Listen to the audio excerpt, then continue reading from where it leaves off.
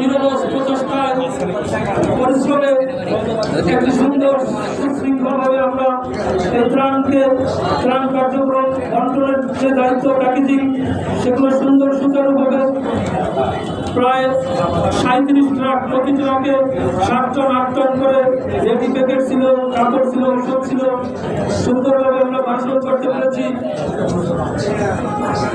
আমাদের মাঝে উপস্থিত আছেন আমাদের জাতীয়তাবাদী দল বিএনপির কেন্দ্রীয় নির্বাহী কমিটির বরিশাল বিভাগীয় বিপ্লবী সহ সাংগঠনিক সম্পাদক, বরিশাল বিএম কলেজের সাবেক ভিপি নান্নু ভাই।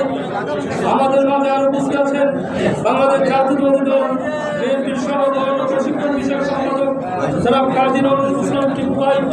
আমাদের মাঝে উপস্থিত আছেন আমাদের জাতীয়তাবাদী যুব দল কেন্দ্রীয় নির্বাহী কমিটির সাবেক সহসভাপতি আলু ভাই।